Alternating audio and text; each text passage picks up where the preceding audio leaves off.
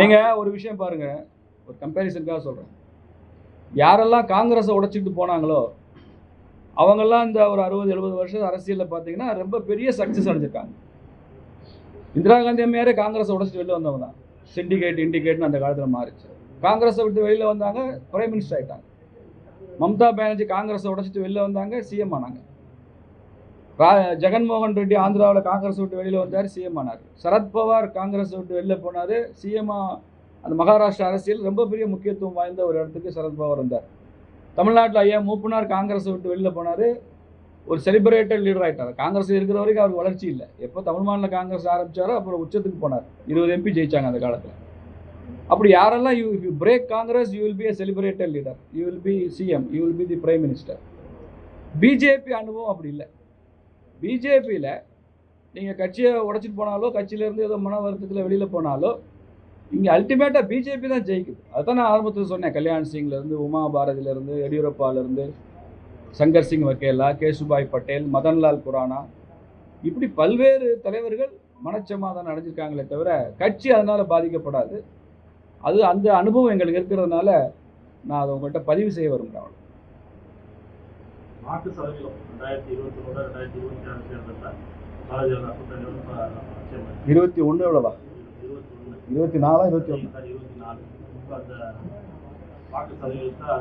இது தமிழக ஊடகங்கள் மாத்திரம் இல்லைங்க, சில வடக்கில் சில முக்கியமான ஆங்கில ஊடகங்கள் கூட தப்பாக புரிஞ்சுக்கிறாங்க. வாக்கு சதவிகிதம்னா என்ன அப்படின்னா 100 ஓட்டு பதிவாகுதுன்னு வச்சுக்கோங்க. மொத்த ஓட்டு எவ்வளவுன்றது இல்லை, பதிவான ஓட்டில் 100 ஓட்டில் 12% பிஜேபி வாங்கியிருக்கு. பிஜேபி மட்டும் 12% வாங்கியிருக்கு. இன்றைக்கி பிஜேபி 3% வாங்கியிருக்கு. அதான வாக்கு சதவீதம். இன்றைக்கி 100 ஓட்டில் 12 ஓட்டு பிஜேபி வாங்கிச்சே பாராளுமன்ற தேர்தலில். இப்போ 100 ஓட்டில் 3 ஓட்டு தானே பிஜேபி வாங்கியிருக்குங்கிறது தான் உங்கள் கேள்வியாக நான் புரிஞ்சுக்கிறேன். இதை தெரிஞ்சோ தெரியாமலோ இது சமூக ஊடகங்களில் சுற்றி கொண்டே இருக்கு. பாராளுமன்ற தேர்தலில் பிஜேபி தாமரை சின்னத்தில் போட்டியிட்ட தொகுதிகள் 23 பார்லிமெண்ட் தொகுதியில். நமக்கு நல்லா தெரியும், ஒரு பாராளுமன்றத்துக்கு 6 அசம்பிளி செக்மெண்ட் இருக்குது.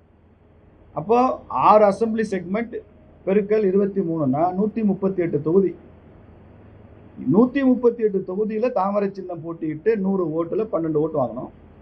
27 தொகுதியில் தாமரை சின்னம் போட்டியிட்டு 100 ஓட்டில் 3 ஓட்டு வாங்கியிருக்கோம். ஒரு படத்தில், அண்ணாமலை படத்தில் ராதாரவி சொல்வார் இல்லையா, கூட்டி கழிச்சு பாரு எல்லாம் கணக்கு சரியாக வரும்னு. அதே மாதிரி தான் இது. அண்ணாமலை படம் இல்லை, கூட்டி கழிச்சு பாருங்கள். அதை விட இது கொஞ்சம் ஃப்ராக்ஷனாவது கூடத்தான் வருமே தவிர குறைச்சி வராது. இந்த கம்பேரிசனு தப்பு. 12லேருந்து 3க்கு இறங்கலை. 138 இடத்துல போட்டியிட்டதுலேருந்து 27 இடத்துக்கு சட்டமன்றத்தில் கூட்டணி காரணமாக நம்ம நின்றுருக்கோம். அவ்வளோதானே. பர்சன்டேஜ் எப்படி குறையுதுன்னு சொல்கிறீங்க? இப்போ மறுபடியும் இந்த தடவையும் 138 இடம் போட்டியிருந்தால் அந்த 12ஐயும் தாண்டி 14 15 பிஜேபி போயிருக்கும், 20% போயிருக்கும். அதனால் போட்டியிட்ட இடங்கள் அதில் நமக்கு கிடைத்த சதவீதம் தான் பார்க்கணுமே தவிர மொட்டையாக 12லேருந்து 3 வந்துருச்சுங்கிறது மொட்டை காலுக்கும் மொட்டை தலைக்கும் முழங்காலுக்கும் முடிச்சு போட்ட மாதிரி இருக்குது. அது தவறான ஒரு கால்குலேஷன்.